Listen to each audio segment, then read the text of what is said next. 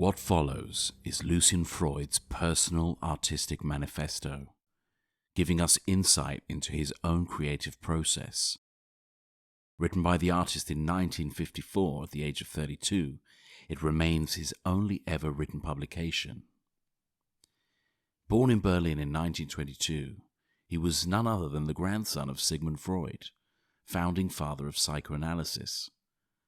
In 1933, at the age of 11, together with his family, he moved to England in order to escape the rise of Nazism.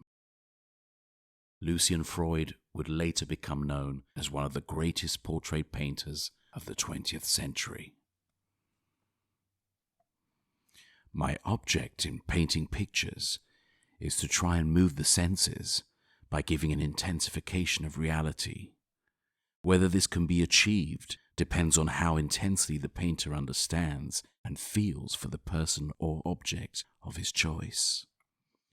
Because of this, painting is the only art in which the intuitive qualities of the artistic may be more valuable to him than actual knowledge or intelligence.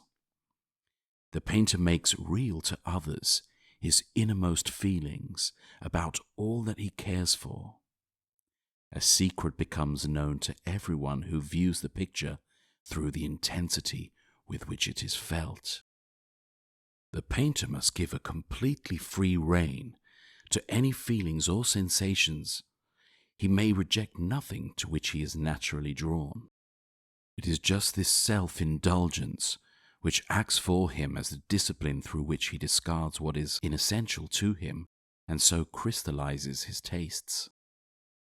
A painter's tastes must grow out of what so obsesses him in life that he never has to ask himself what it is suitable for him to do in art. Only through a complete understanding of his tastes can he free himself of any tendency to look at things with an eye to the way he can make them fit in with a ready-made conception.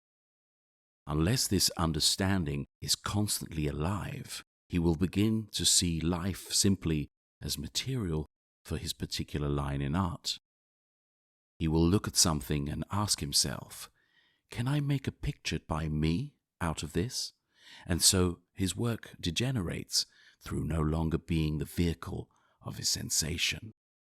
One might say that he has come to crystallize his art instead of his tastes, thereby insulating it from the emotion that could make it alive for others. The painter's obsession with his subject is all that he needs to drive him to work. People driven towards making works of art, not by familiarity with the process by which it is done, but by a necessity to communicate their feelings about the object of their choice with such intensity that these feelings become infectious. Yet the painter needs to put himself at a certain emotional distance from the subject in order to allow it to speak. He may smother it if he lets his passion for it overwhelm him while he is in the act of painting. Painters who deny themselves the representation of life and limit their language to purely abstract forms are depriving themselves of the possibility of provoking more than an aesthetic emotion. Painters who use life itself as their subject matter, working with the object in front of them or constantly in mind, do so in order to translate life into art almost literally, as it were. The subject must be kept under closest observation. If this is done day and night, the subject, he, she, or it, will eventually reveal the all without which selection itself is not possible. They will reveal it through some and every facet of their lives or lack of life, through movements and attitudes, through every variation from one moment to another. It is this very knowledge of life which can give art complete independence from life, an independence that is necessary because the picture, in order to move us, must never merely remind us of life, but must acquire a life of its own, precisely in order to reflect life. I say that one needs a complete knowledge of life in order to make the picture independent from life, Because when a painter has a distant adoration for nature, an awe of it, which stops him from examining it, he can only copy nature superficially, because he does not dare to change it. A painter must think of everything he sees as being there entirely for his own use and pleasure. The artist who tries to serve nature is only an executive artist. And since the model he so faithfully copies is not going to be hung up next to the picture, since the picture is going to be there on its own, it is of no interest whether it is an accurate copy of the model. Whether it will convince or not depends entirely on what it is in itself, what is there to be seen. The model should only serve the very private function for the painting of providing the starting point for his excitement. The picture is all he feels about, all he thinks worth preserving of it, all he invests it with.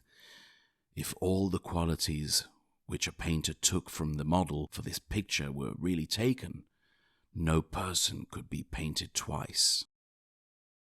The aura given out by the person or object is as much a part of them as their flesh.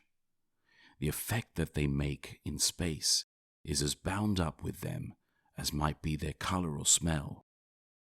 The effect in space of two different human individuals can be as different as the effect of a candle and an electric light bulb. Therefore, the painter must be as concerned with the air surrounding his subject as with that subject itself.